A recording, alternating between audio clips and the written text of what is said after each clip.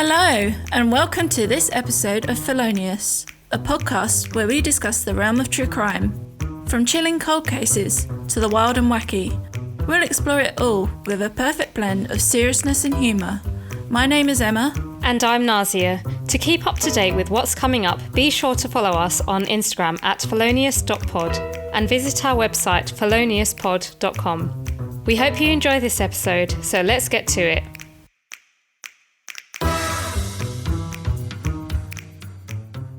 Shall we crack on? Yeah. I have to remind myself what I've found for this week. Right, woman arrested after police found $2,500 worth of Stanley Cups in her car. I didn't really know what a Stanley Cup was. When you sent this to me, I thought, is that a trophy?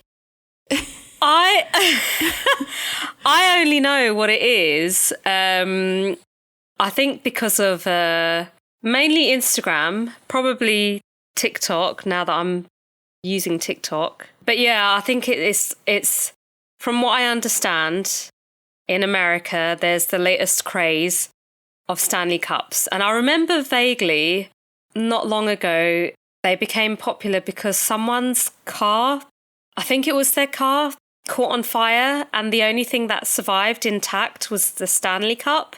Okay. I think I might be wrong, but that's my memory. And all the influencers are parading around with their Stanley Cups. It's just another capitalist, like, pay money for a container for liquids while it's fashionable, and then it's just going to end up in landfill at some point. But in this case, in this woman's car, she had about 2,000... I want to know how much they cost, because there's a picture and there's not that many. They said there's 65 of them worth almost $2,500. Wow.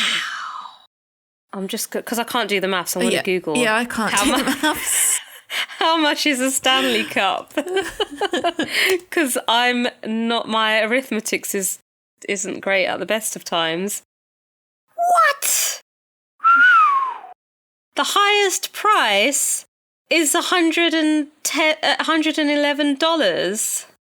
Well, if there's 65 of these and they're $2,500 altogether, then it'd be like $40 each, wouldn't it? Something like that. Okay, some of them are about 60. I'm just looking at the first Google line is telling me.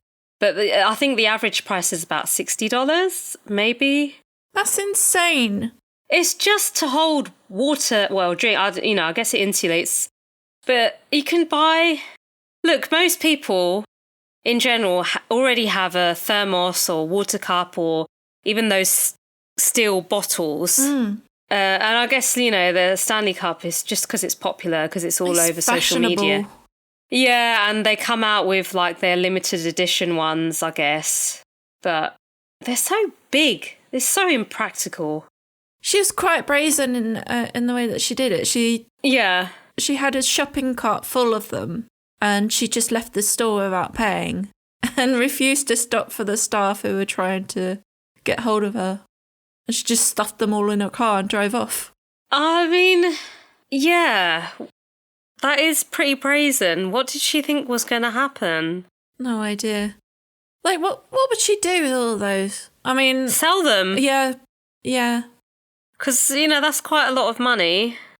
But anyway, she was arrested and accused of grand theft. Right. God, people are silly, aren't they? You found something related to Stanley Cup as well, haven't you? Yes, I have. It is actually about the Stanley Cups, and it's about the maker of the cups, that they've been sued because apparently they contain lead. All right. And for obvious reasons, they didn't make this known to the public. And all the influencers are flashing their Stanley Cups. Yeah. Well, I don't know if there will be any more after this, but 4 women have taken them to court and sued them because of the cups containing lead. Doesn't surprise me. No, it's the lead is in the actual vacuum seal. Mm. I don't understand why it needs to have lead in. Yeah, well, even more things to end up in landfill. Yeah. Hooray! And pollute the planet even more. Yeah. I mean, especially if it's true that they can withstand fire. Like, how long? Yeah, that's what I was thinking of when you said that. I was like, there's probably a reason for that. Yeah, when the earth burns, that'll be the only thing left. That and cockroaches. Yeah. Don't buy a Stanley Cup. I hope they don't make it across the oceans and start selling in Europe and whatnot. I hope not. I genuinely thought that they had done something to do with like American football. Because it's like the Super Bowl season. Yeah. I'm not sure if I'm allowed to say Super Bowl. Why? Because it's a trademark name. But if we can say it, can't we? Chris told me something about it. I don't know, I'm just going to say it. If I get in trouble, I get in trouble. I don't think you'll get in trouble. I'm always paranoid about getting in trouble on this show.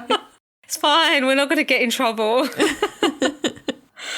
I'll probably get in trouble for calling my cats dickheads on it.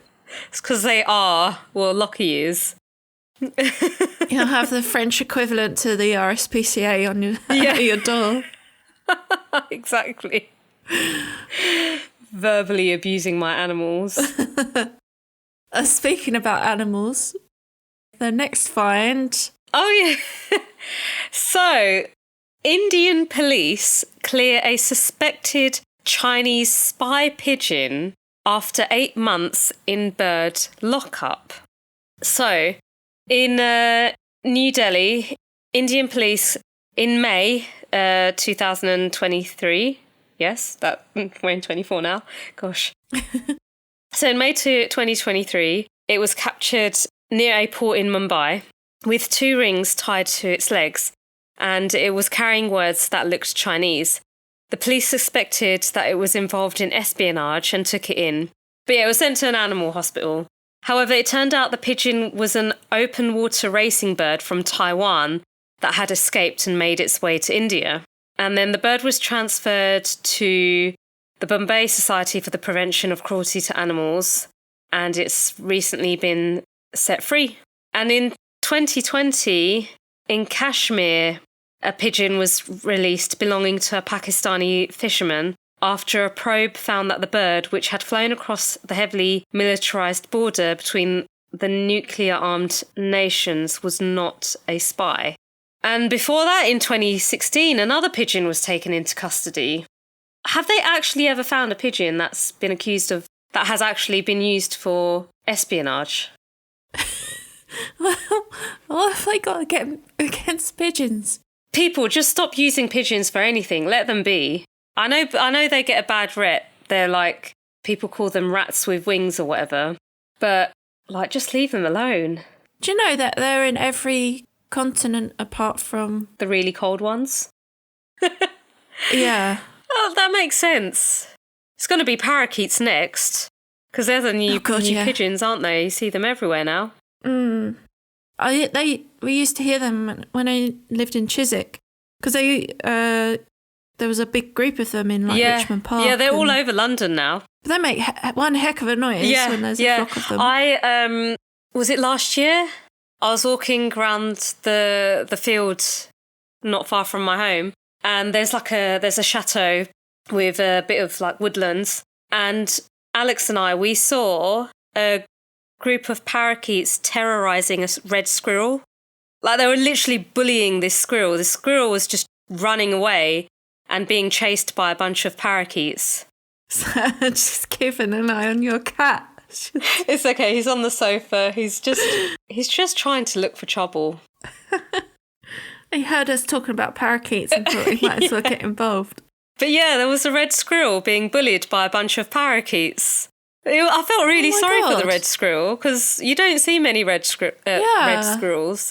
No, they're very timid. So we have them here, and you hardly ever see them.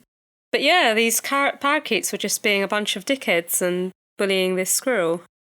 Next, they're going to be used for espionage, apparently. Maybe. Oh. Maybe the Russians will want them. Who knows? Yeah. Right, moving on. Yeah, on today's episode, we're going to discuss Alphonse Bertillon, who contributed to the advancement of forensic science in France in the 19th century and developed a number of advanced techniques for identifying criminals, most notably within criminal photography, and is known as the father of the mugshot. He's a pretty interesting guy. Yeah. And in this episode, there's not too much heavy stuff in this one, apart from mentions of racism and theft. Yeah, and quite interestingly about the prison colonies, which I never knew about until this case. Same here. Yeah. So there's lots of interesting things in this one. Yeah. So, Alphonse Bertillon was born in 1853 and was the son of Louis Bertillon, a physician and one of the founders of the School of Anthropology in Paris and the chief of the Bureau of Statistics. So he enjoyed measuring humans and created charts, of which some are very racist, making assumptions about race and behaviour. Alphonse's brother, Jacques, helped set up the International Statistics Institute, and Alphonse, who was the black sheep of the family, didn't do well in school and left without any qualifications. At the age of 20, however, he managed to pass a bachelor's degree in science and literature. His father found him a job as a junior bank clerk, but this didn't last long. His father then sent him to Great Britain, where he drifted through a number of jobs before returning to France. He was conscripted into the French army in 1875 due to the Franco-Prussian War, but in 1879 he was discharged and got a clerical job at the Prefecture of Police in Paris. When he started his job, he found that all the criminal records were in disarray and the rates of reoffending were increasing in Paris, but there was no effort put in by the police force to stop reoffenders. The police were taking records of criminals, but only recording minor details and general descriptions. So Alphonse decided to do something about it. He started a cataloguing process, and by using some tools he had invented, devised a system of measuring distinguishing features such as height, length of the torso, length and width of the head, skin and eye colour, and even the protrusion of the eyeball. These measurements were put on individual index cards alongside other identifying features, like scars, tattoos, and with photographs of the criminal. The index cards were not ordered alphabetically, but by head measurements of small, medium, and large. The tool for measuring the protrusion of the eyeball. Yeah. Ugh.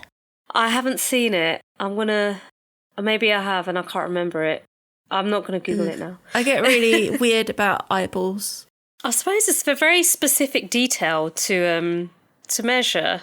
Yeah, but I guess it's just a bit like phrenology. Like the bumps on the head mean that you're a particular type of criminal. Maybe that meant the same thing. Who knows? Yeah. Who knows? And it is within photography that his enduring legacy was established. Mugshots had been around for a few years. Photographing criminals began in the 1840s, not long after the invention of the medium. But in 1888, Alphonse standardised the way these pictures were taken by photographing the criminals facing the camera and in profile, as he believed ear size and shape to be important identifiers. He even took a mugshot of his 2-year-old nephew Francois as a joke after he had eaten all the pears from a basket, and it is quite cute. It's funny that it took that long for them to standardise the way they photograph criminals and make notes of what you would think would make sense. Yeah, because they weren't even... I don't think they were even taking full names at one point. Yeah. And so people would get arrested and then just give fake names for the... Yeah. if they repeatedly got arrested. It's bizarre. But, they got there in the end. What were they doing before they took notes? To know. Obviously not taking it very seriously. No. So he also standardised the way in which the subject should be lit and how they should be posed. He not only took photographs of criminals after being arrested, but he took photographic evidence of crime scenes too, paving the way for today's crime scene photographic processes. He had a photography lab set up at the Paris police station, so he could develop these images and take mugshots at the same time. Alphonse also developed metric photography, where he used grids to help record the dimension of a crime scene and the evidence or objects in it, so that it could be easily replicated by police if needed. He also developed a new way of taking photographs of the victim at crime scenes by placing a camera with a wide-angle lens on a high tripod, which he invented, that was positioned over the victim's body, a God's eye view as it came to be known. It allowed for the crime scene to be photographed without contaminating it.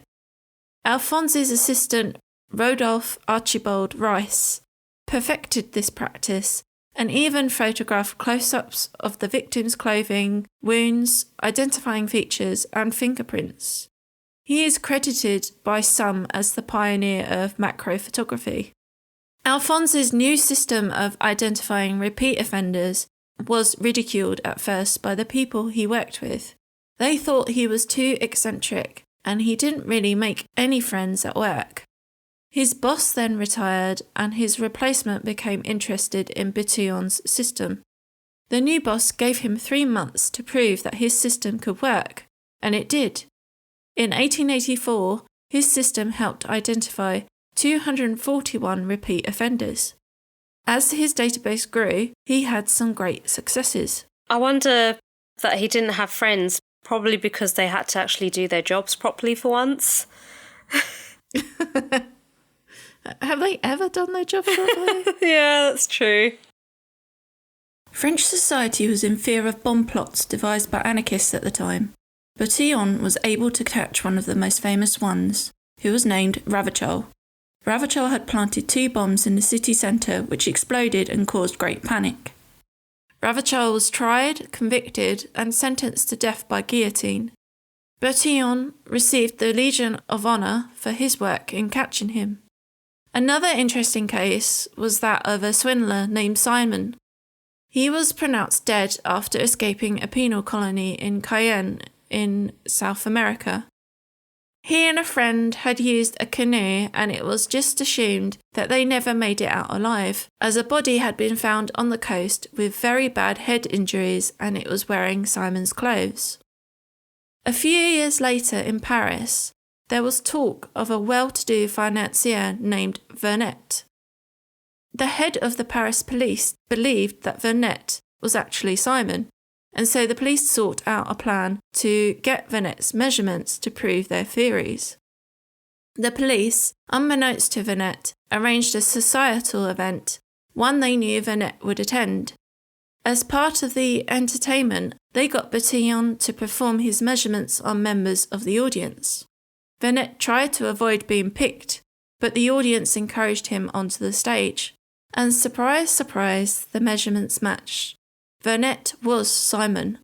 After being arrested, he hung himself in his cell as he did not want to be returned to Cayenne. Yeah, so this is where I started looking into these colonies. So the penal colonies, they were notorious prison systems at the time. And the exiled prisoners there would include political prisoners, thieves and murderers. And the mortality rate was really high due to inmate-on-inmate violence, as well as tropical disease. And very few survivors or escapees ever made it back to France. So no wonder someone like Simon, he preferred to hang himself than go back, especially if he's managed to make that one hell of a journey from South America back to France. Yeah, and become a socialite. Yeah, it's like, fuck that, I'm not going back there again. Yeah, you know. What a change in lifestyle. Yeah. The Bertillonage system was adopted by other Paris police departments as well as others in Europe and in New York and Chicago in the US. Bertillon became so famous that he is mentioned in the book The Hounds of the Baskervilles by Sir Arthur Conan Doyle, where a character compares Sherlock Holmes as being second to Bertillon. Alphonse also made contributions to the field of ballistics, implemented galvanoplastic compounds to preserve footprints, and constructed the dynamometer to measure the degree of force used in breaking and entering. In 1888, he was made the director of the new Bureau of Identification. The French government decided that all French vagrants and those who are homeless should carry a card with their Bertillon measurements on it in order to identify them. Although the Bertillonage system was adopted in other countries, police departments found it difficult to implement as the tools had to be recalibrated all of the time. The calipers used would also give different measurements for the same person, and a trained technician could only use them to take accurate measurements. It also wasn't reliable when looking at juvenile offenders or people who would dramatically change their appearance, and there were too many people with similar measurements. Alphonse absolutely hated receiving criticism about his cherished system and was very arrogant and would insist that the critic was the one in the wrong. By 1907, his system was superseded by fingerprinting and handwriting analysis, which Alphonse was a great critic of. He said that handwriting held no value for identification, as it lacked any distinct features specific to an individual. And he was apparently good friends with Sir Francis Galton, who was a big supporter of fingerprinting and influenced the police force into using it. And I found an article or research paper written by Richard Fairbrother and Julian Champkin, and there's a quote in here about Alphonse, and it is, "But when the Argentine detective Juan Vucetich, who had pioneered their use in practice, that is fingerprinting, came to Paris to visit him, Bertillon kept him waiting for hours outside, then finally opened the office door and shouted, 'You have done me incalculable harm,' and slammed the door in his face." Lovely. Sounds like a great guy. Yeah, I was just going to say that. However, in 1894 and 1899, Alphonse Bertillon was a witness for the prosecution as a handwriting expert in the Dreyfus Affair. This was a scandal involving 35-year-old Captain Alfred Dreyfus, an artillery officer of Jewish descent. He was convicted of treason and accused of passing information about the French military on to the Germans. Alphonse Bertillon claimed that Alfred Dreyfus had written the document known as bordereau. Did I say that right? Bordereau. Bordereau. Bertillon said that the handwriting in the document was made to look like a forgery, but that it was Dreyfus that did that with the help of a grid. So he believed that Dreyfus sort of traced over his own handwriting to make it look like someone had forged it. Dreyfus was sentenced to life and sent to a penal colony on Devil's Island in French Guiana. In 1896, evidence came to light that it was actually a French army major, Ferdinand Walsin Esterhazy, who was the spy for the German Empire, and that it was his handwriting in the document. This was uncovered by Georges Picquart, the head of the army's intelligence unit, but those in higher ranks in the French military suppressed the evidence and Esterhazy was acquitted. In 1898, the writer Émile Zola had an open letter titled J'accuse, published in the socialist newspaper L'Aurore. Thanks, Nazia. That's all right. In it, Émile accused the military of a major cover-up and defended Alfred Dreyfus and called for the government to reopen his case. Dreyfus spent 5 years imprisoned in very harsh conditions until 1899, when he was returned to France for his second trial. Again, Bertillon appeared at the trial and professed that Dreyfus was guilty, despite 3 other handwriting experts saying otherwise. This scandal divided the French nation between those who supported Dreyfus and those who believed he was guilty, and most of them were anti-Semitic, like Alphonse. At the end of his second trial, he was still found guilty and received a 10-year sentence, but he was pardoned and released. In 1906, he was exonerated and reinstated as a major in the army. The Dreyfus Affair had an impact on Bertillon's family as his brother was married to a Jewish chemist, so they fell out and didn't speak for years. It was during the trial when Bertillon was giving his evidence that the President of the Republic described him as a madman and that he seemed to have escaped from an asylum. And there's an English journalist who wrote this about Bertillon. Now and again, Mr. Bertillon's voice rose in hateful shrieks. There were interludes when he clenched his fist and struck the bar, swearing that Dreyfus was the traitor. The voice rang out with passion and excitement. You beheld in him the man vain unto madness, with confidence in his atrocious fantasies. He was at last taking his revenge for all the insults of those who had called him a fit subject for an asylum of the insane. That was written at the time of the trial. Sounds like a right character. Yeah, it gets crazier from here. Yeah. In 1911, Alphonse Bertillon was put on the case of the stolen Mona Lisa. Da Vinci's painting was hanging in the Louvre when someone took it from the wall and walked out with it. There was no security around the painting like there is today, whereas today the painting is set into concrete behind 2 panes of bulletproof glass and has 24-hour security. 30 hours had passed before the theft was reported. People accused the French government of staging the theft to distract people from the threat of war. There was a huge reward put up and thousands of tip-offs and theories by the public were sent to the police.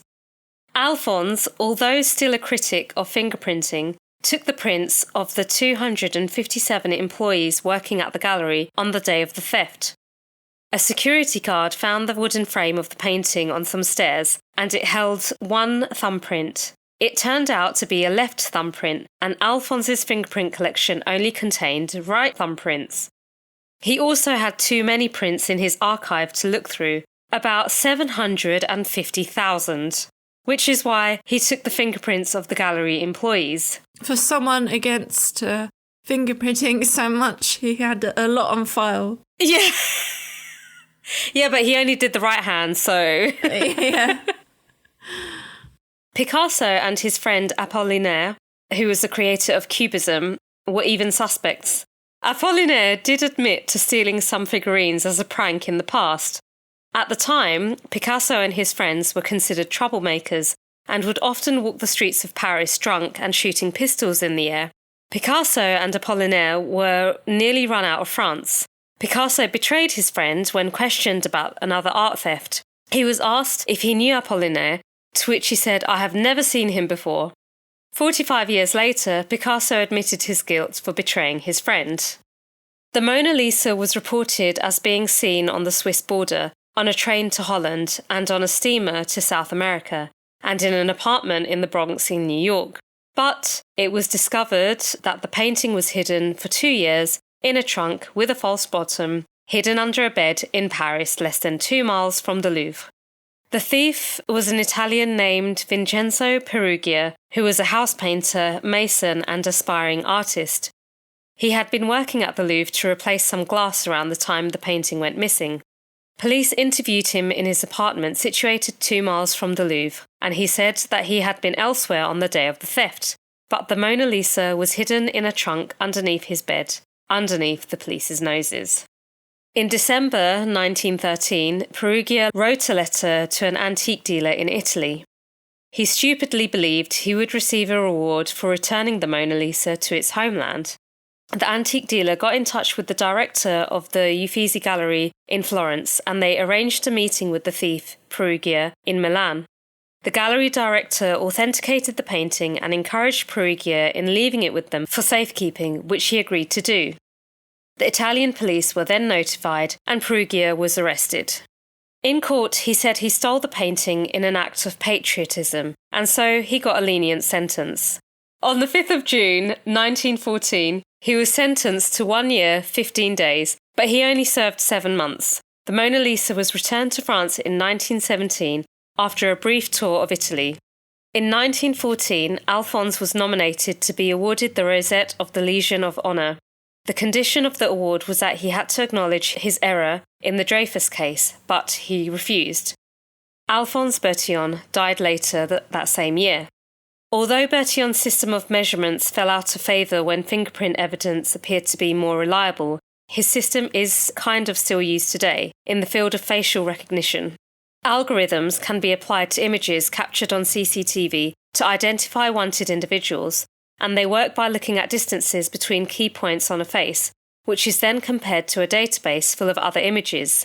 The standard he had invented for mugshots is still in use in most countries today. The FBI often use mugshots in their most wanted lists. His system did place people in certain categories, which is very problematic. Along the same lines as phrenology, it could suggest that people with certain measurements were criminals, and there were racist sentences given as a result.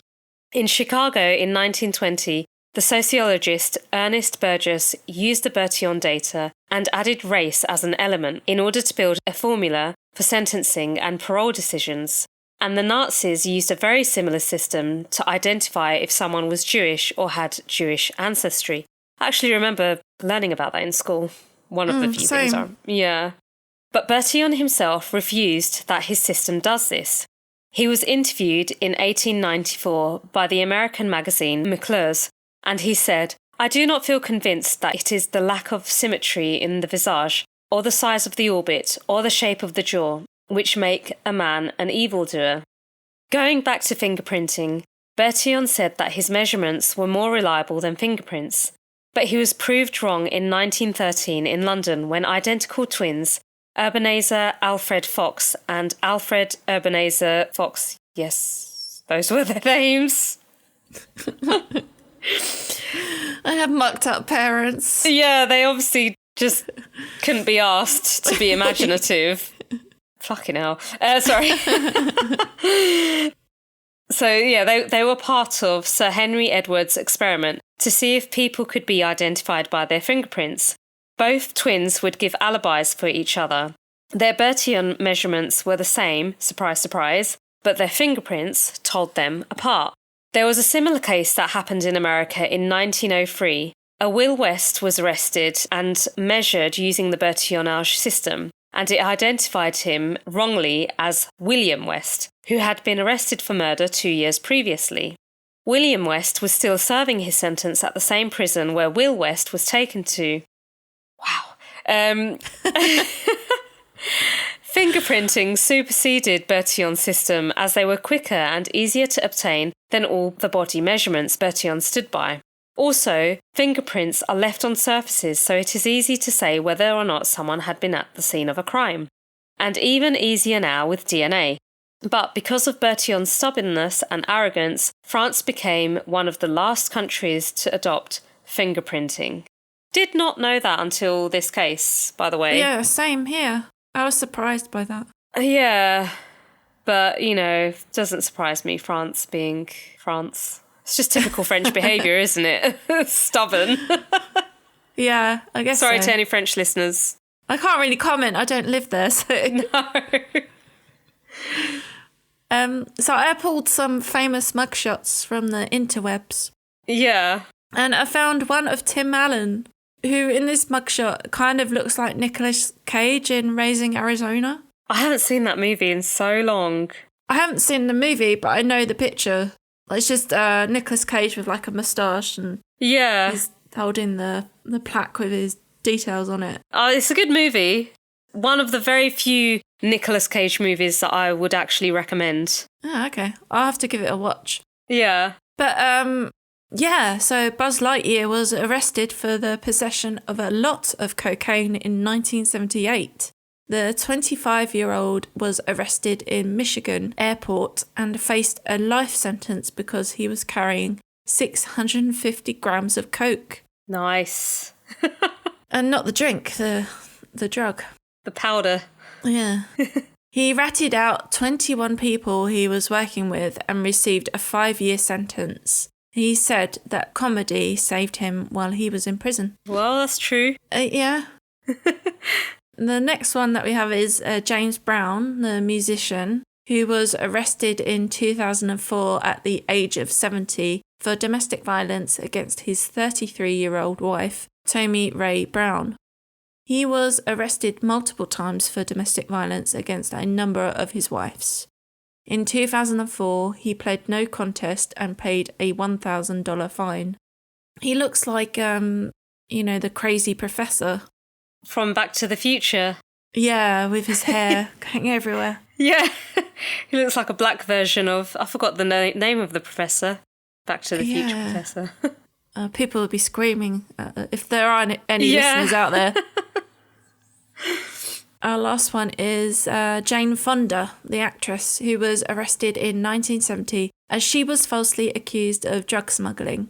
An officer told her after the arrest that their orders had come from the very top, the US President Nixon.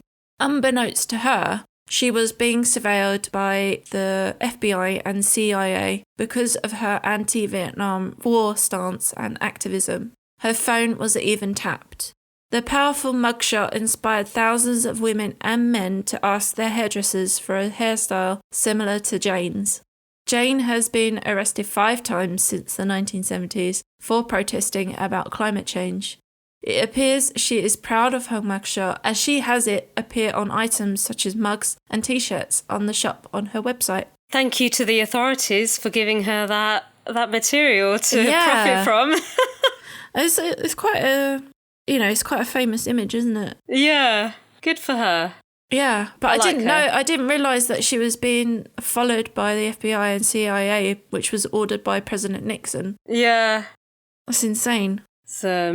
What was I going to say about him? I was going to say something unkind about him, but I forgot what I was going to say. He's a bellend. There you go. That'll do. Yeah, that'll do. That's all I can come up with right now. All of them are bellends apart from Obama. Yeah. Well, I've got my views on Obama. He still dropped bombs, but anyway. Yeah, true. Less said about that, the better. So, yeah. Yeah, an interesting man was Alphonse Bertillon, who was very stubborn and very racist.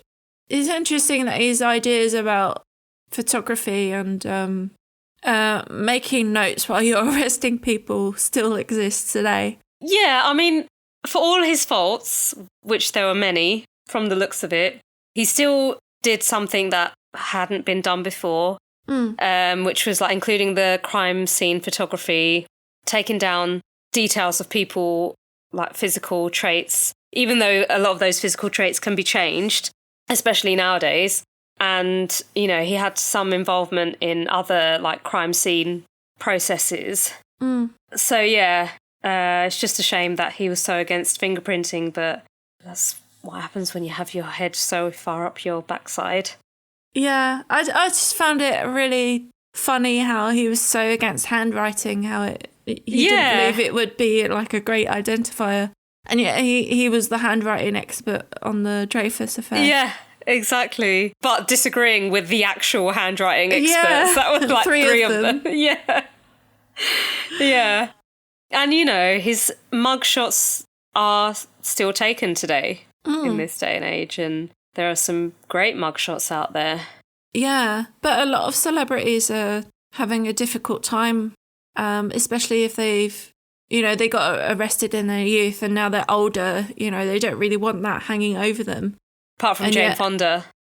Well, yeah, apart from in that case, but a lot of them really don't want them to be online, and because people can buy these photos off of it's public record, websites. Isn't it? Yeah. So, yeah, I can understand that. But, I mean, don't do the crime in the first place.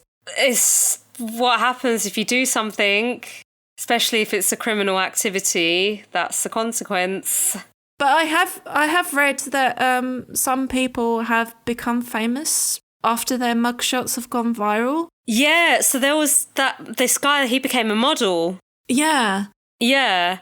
I can't remember his name, but loads of women were salivating from both ends for this guy.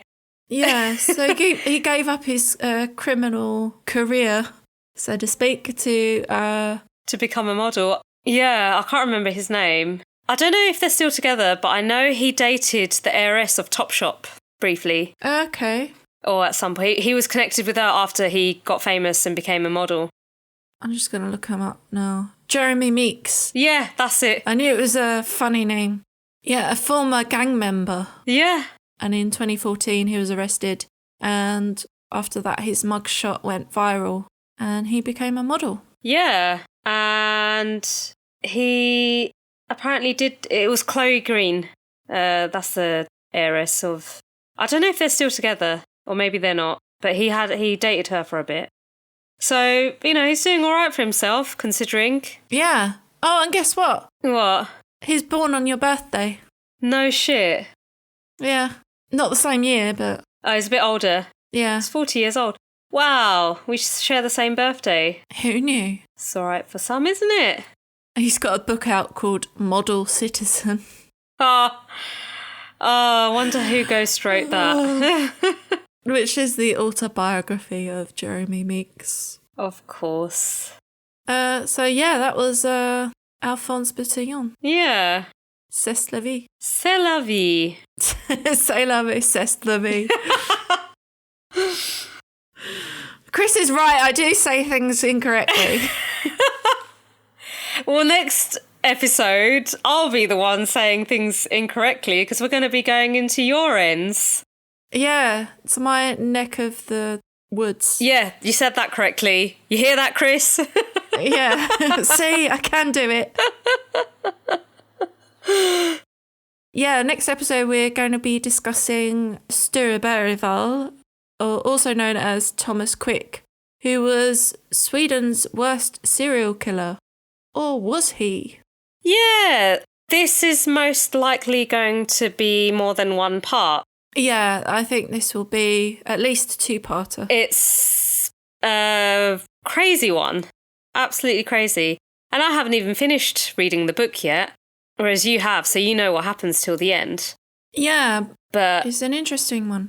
But I kind of want to leave it for the episode. Yeah, no, we won't give away too much. No. But yeah, it's going to be quite a head fuck, I think. Yeah. This guy is well known in Scandinavia, but not so well known outside of the Nordic countries. No, there's been a documentary done on him, but it was quite a while ago. Yeah, so join us for that. Yeah. You can join us for that on Spotify, Amazon Music, and Apple Podcasts. And we're on YouTube as well. Yes, we are. Felonious Pod. Search for us on there. Yeah. If you like listening to podcasts on YouTube. Yeah. See you next Tuesday. See you next Tuesday. Thank you for listening to the show. We hope you enjoyed this episode. You can find more information about the show on our website at feloniouspod.com or on our Instagram at felonious.pod. Links to our show notes can be found in the episode description, as well as through our website and social media. You can visit our Contact Us page and tell us what you think about the show and if there are any cases you would like us to cover. We hope you join us for the next episode. Goodbye. Bye.